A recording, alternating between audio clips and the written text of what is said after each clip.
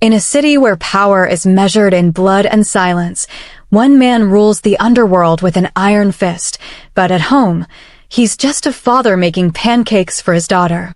Jin Kim sat across from three men who owed him money, his expression as cold as winter steel. The room smelled of expensive cigars and fear. One of the men's hands trembled as he reached for his water glass. "You had 3 months," Jin said quietly, his voice carrying the weight of unspoken consequences. "Mr. Kim, please, just 1 more week." Jin raised a single finger, and the man fell silent. "Your family runs a restaurant in Myeongdong. Your daughter just started university.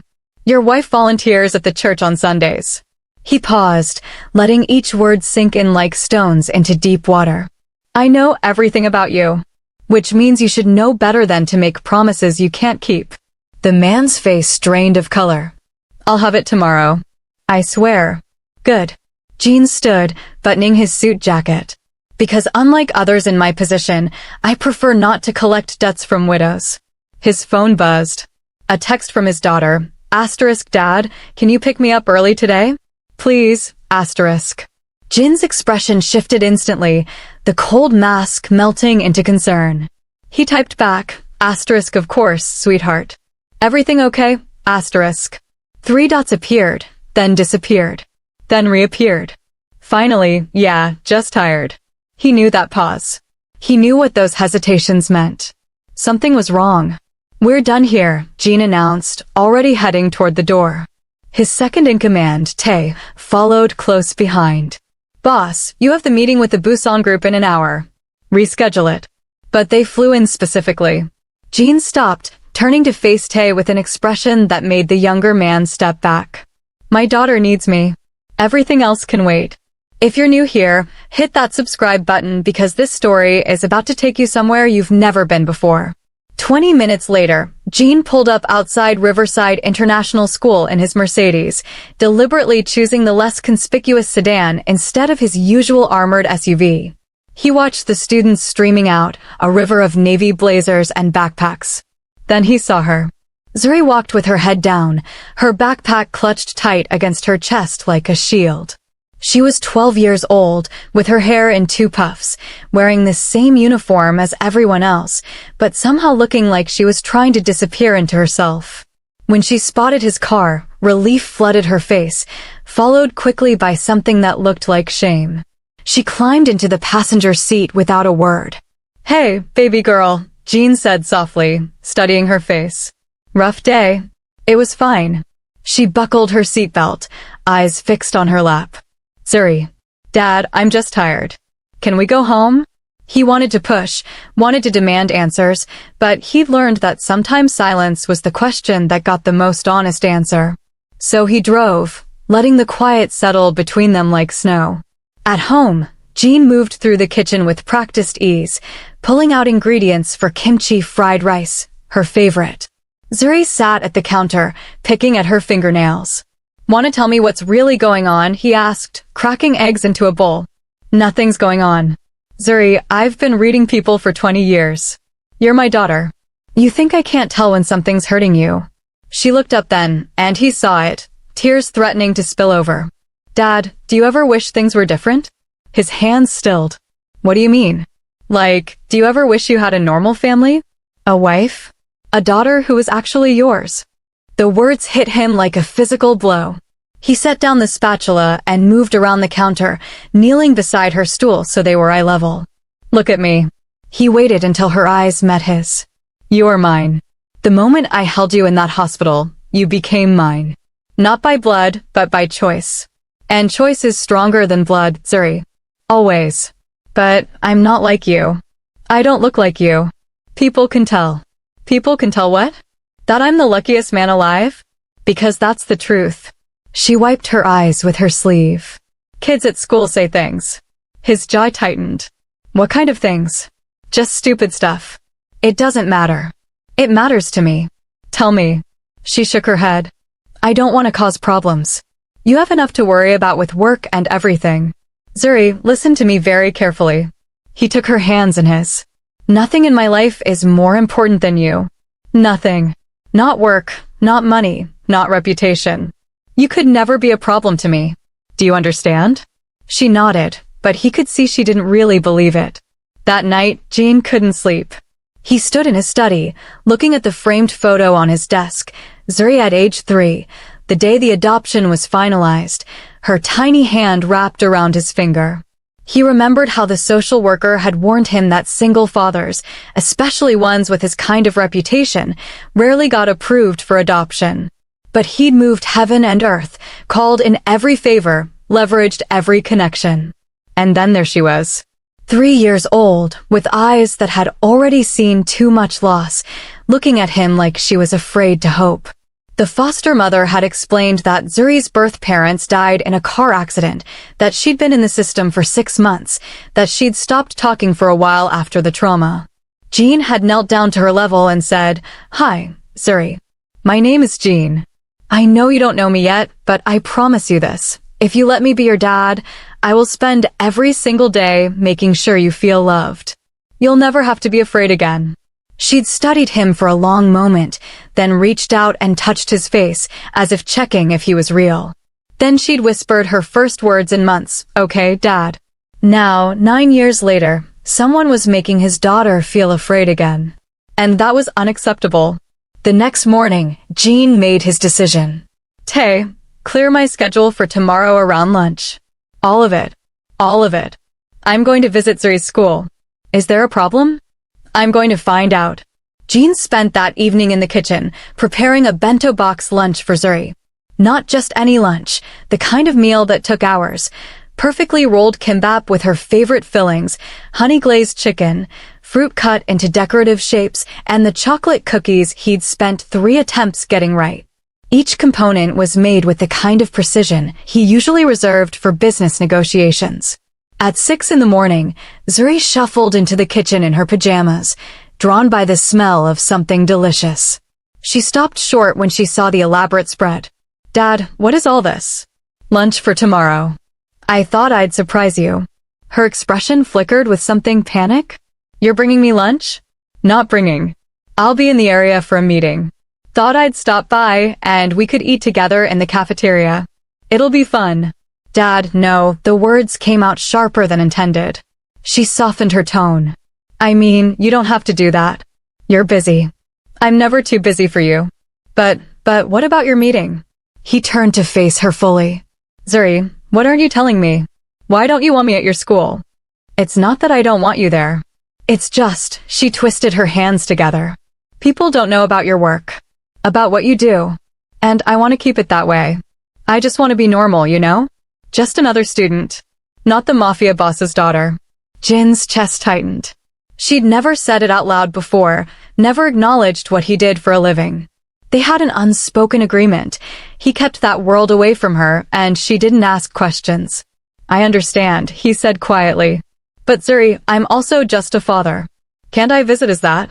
She looked at him with eyes too old for 12. "Dad, even when you try to be normal, people can tell you're not. You have this thing about you. Like, everyone should be scared. And I don't want kids at school to," she stopped. "To what?" "To treat me differently than they already do." There it was again, that hint of something deeper. Jin knelt beside her. "How do they treat you?" "I really don't want to talk about it." "Okay." He stood, returning to the lunch preparation. "But I'm still coming tomorrow." "And Zuri?" "I'm just a dad bringing lunch to his daughter. That's all anyone needs to see." She nodded, but he saw the resignation in her shoulders as she headed back to her room. The next day, Jin dressed carefully. Not the $5,000 suit he'd wear to intimidate a rival. Not the casual clothes he'd wear to blend in with civilians. Something in between, a simple black button-down, dark jeans, nothing flashy. He wanted to look like a regular father, even though he'd never quite mastered regular. "You sure about this, boss?" Tay asked as they drove toward the school. "We could just have someone else deliver it. She's my daughter. I deliver her lunch. The security detail stays in the car. All of you. But, Tay, I'm going to walk into a middle school cafeteria and have lunch with my 12-year-old daughter. I think I can handle it." What Jin didn't say was that he needed to see for himself what was happening in that school. His instincts, honed by years of reading threats and detecting lies, were screaming that something was very wrong. And Jin Kim didn't ignore his instincts.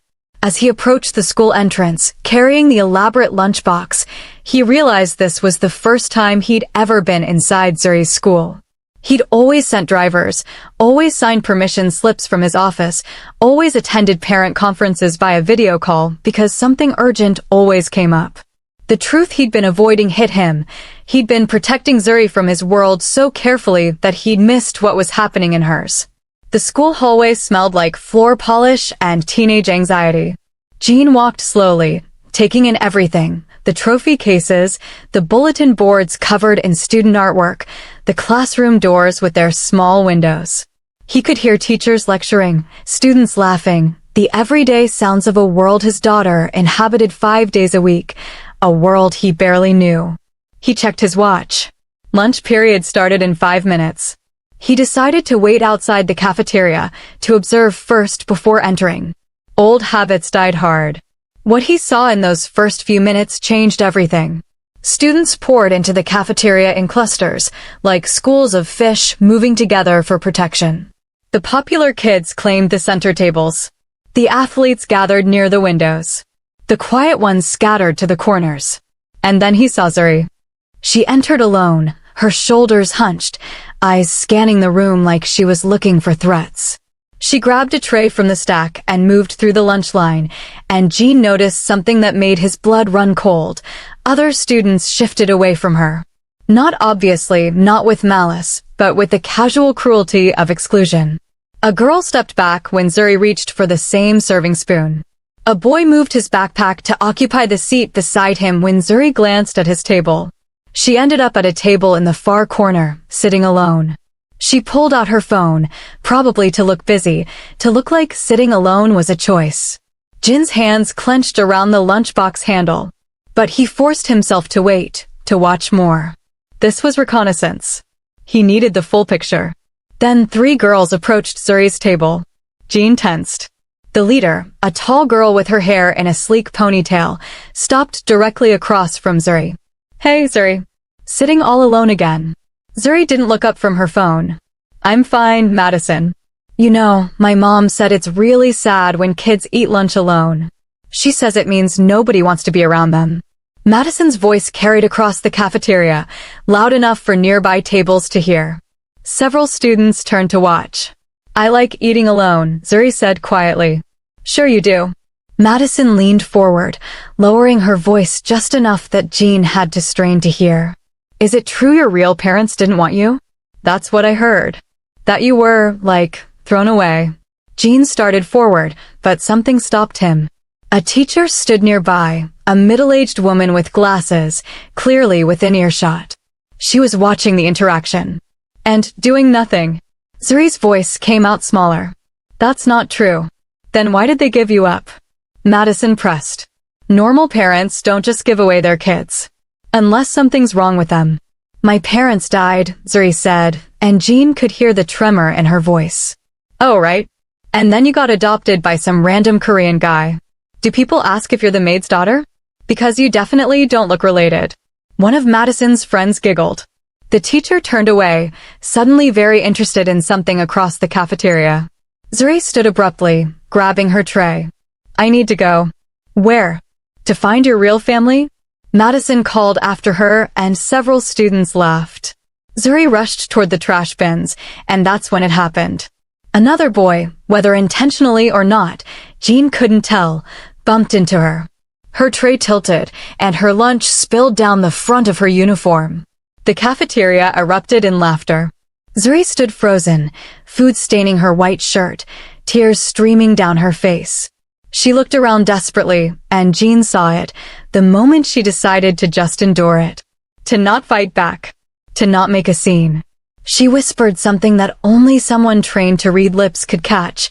"Please, don't let anyone tell Dad. Please." That's when Jin moved. The cafeteria noise seemed to dim as he walked across the floor. His presence created a ripple effect. Students closest to him fell silent first, then the silence spread outward like waves. By the time he reached Zuri, the entire cafeteria had gone quiet. He knelt beside his daughter, who stared at him with horror and relief warring on her face. "Dad." "Show." He pulled a handkerchief from his pocket and gently wiped her face. Then he carefully picked up her spilled lunch, piece by piece, placing it back on the tray.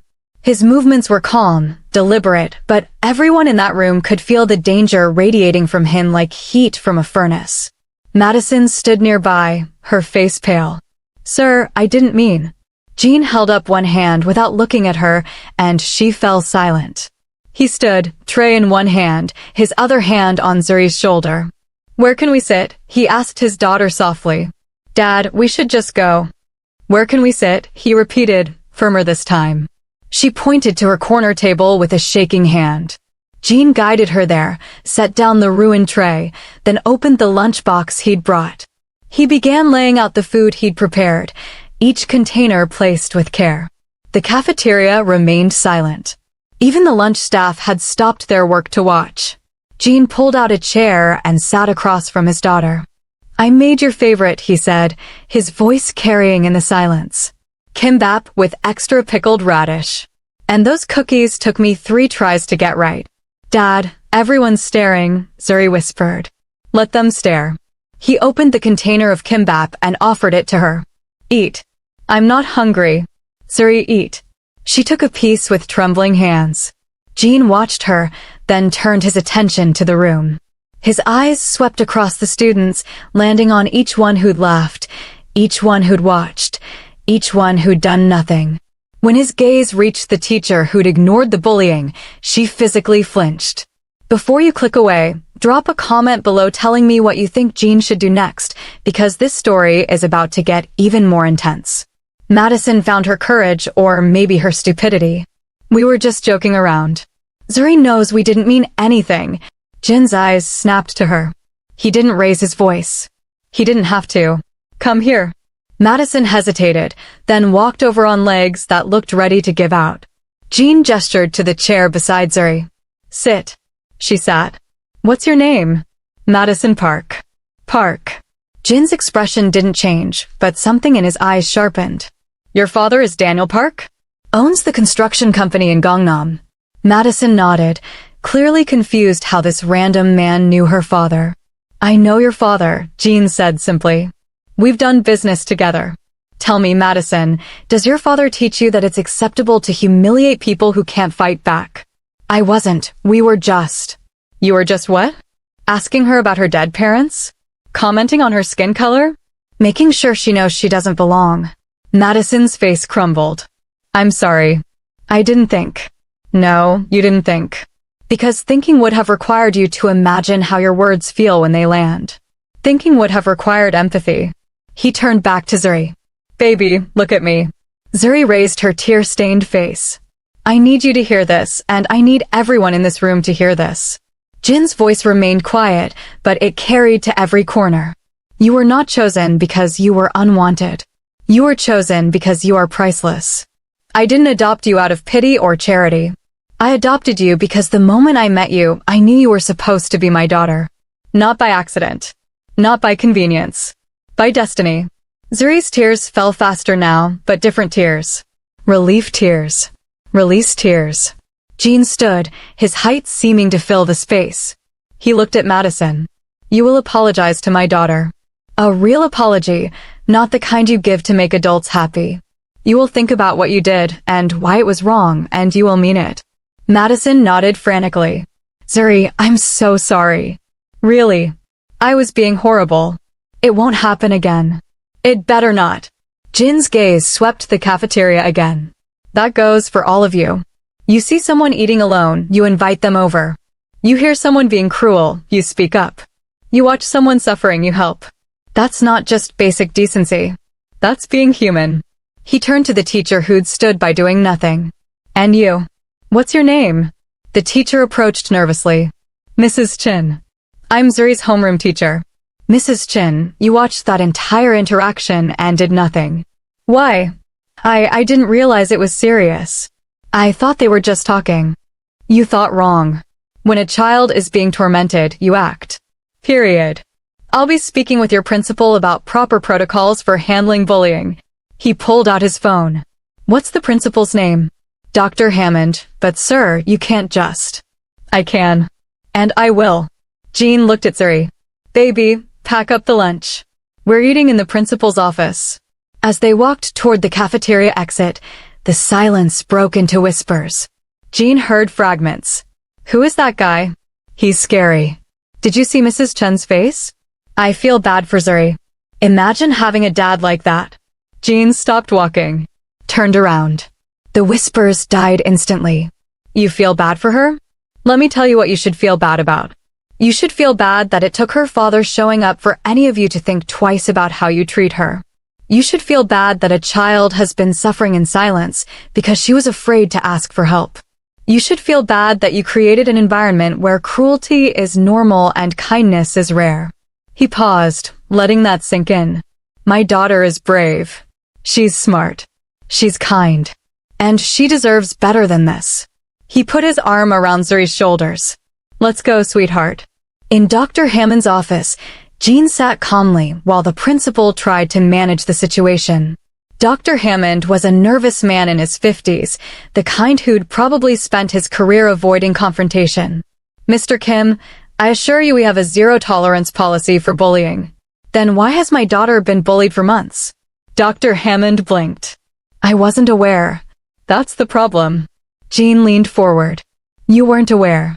Your teachers aren't paying attention. Your students are learning that cruelty has no consequences. This isn't just about my daughter anymore.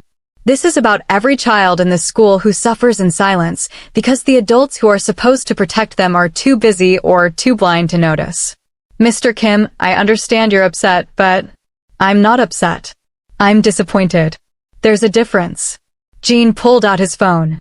I'm going to request all cafeteria security footage from the past 3 months. I'm going to document every incident involving my daughter. And then we're going to have a much longer conversation about how this school is run. Dr. Hammond's face paled. That won't be necessary. I'll launch a full investigation immediately. You'll do that anyway. The footage is insurance. Jean stood. Zuri, get your things. You're not coming back until this is fixed. Dad, I can't just leave school. Yes, you can. And you will. He looked at Dr. Hammond. My daughter will be absent until I receive a detailed action plan addressing the bullying culture in this school. You have 48 hours. As they left the building, Zuri finally spoke. You didn't have to do all that. Yes, I did. Everyone's going to talk about me now. They were already talking about you. Now at least they'll think twice before saying it to your face. He unlocked the car. Get in. She did, and they sat in silence for a moment before she said, I didn't want you to find out like this. Find out what? That my daughter was being tortured every day at school and didn't feel like she could tell me. I just didn't want to be a burden. Jean turned to face her fully. Zuri, listen to me very carefully. You are not a burden. You will never be a burden. And if you ever feel like you can't tell me something because you're protecting me, remember this. I've faced armed men, hostile takeovers, and threats against my life. I can handle anything. But what I can't handle is you suffering alone because you thought I was too busy to care. She broke down then, really crying, and Jean held her while she sobbed out months of accumulated pain. When she finally calmed down, she whispered, I love you, Dad. I love you too, baby girl. More than anything in this world.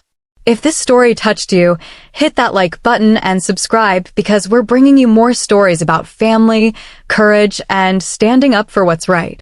3 days later, Jean sat in his office reviewing the security footage Dr. Hammond had finally sent.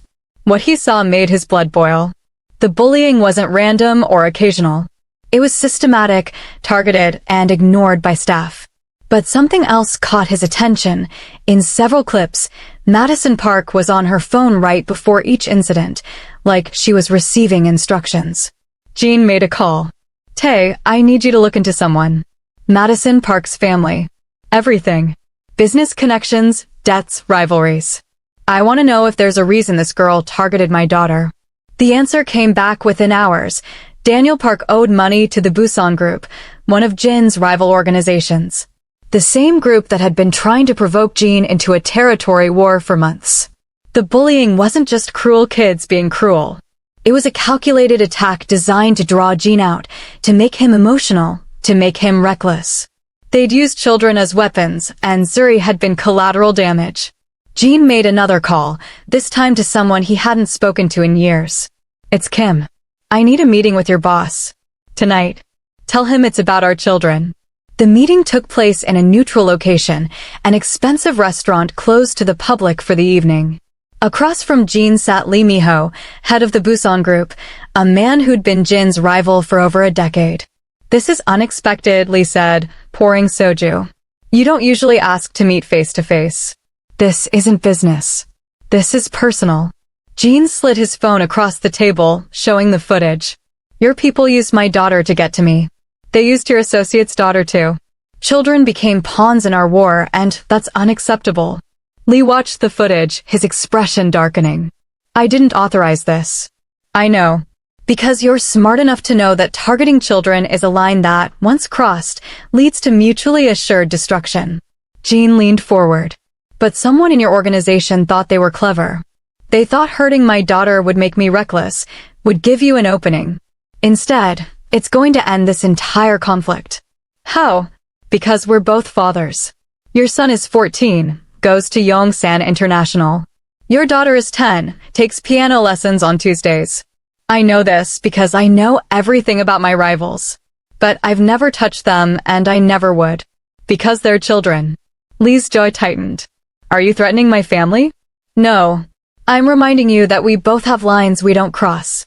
Your subordinate crossed that line. Fire them, discipline them, I don't care. But make it clear to everyone in your organization that children are off limits. Always." Lee was quiet for a long moment. "And in return?" "In return, I'll forget the territory dispute. Keep your operations where they are. I'll keep mine. We maintain peace.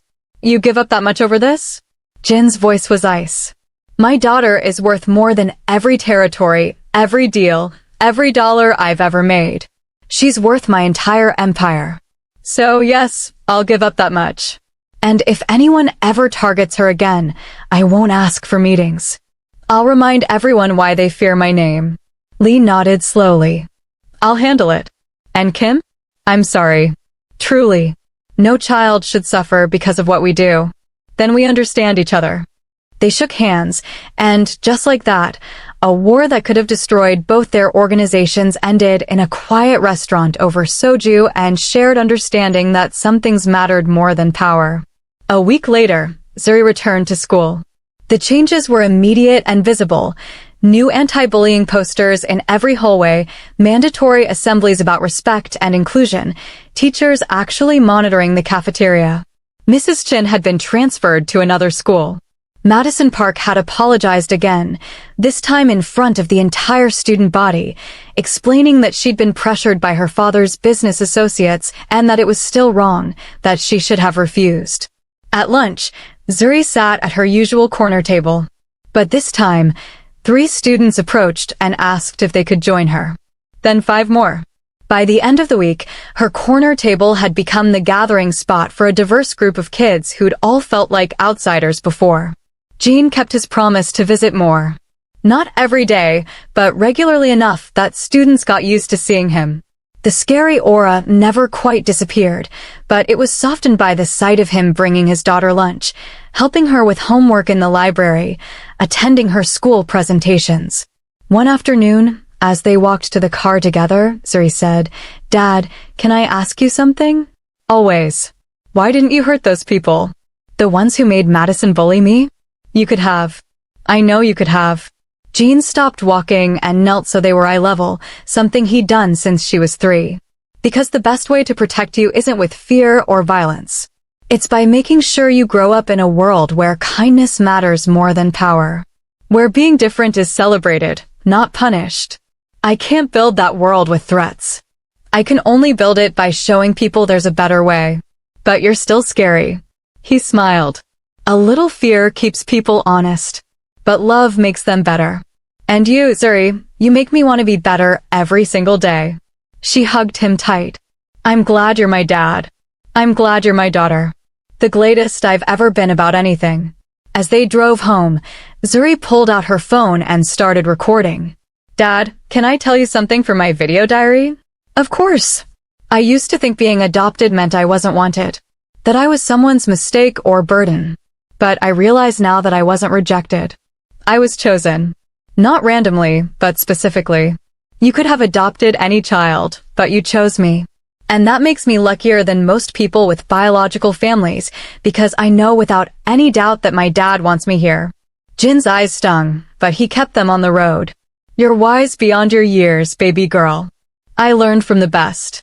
Later that night, Jin watched from Zuri's doorway as she slept, her face peaceful for the first time in months. He thought about the footage he'd seen, the pain she'd endured, the courage it took to face each day in that cafeteria knowing what awaited her. He thought about the choice he'd made, peace over revenge, healing over violence.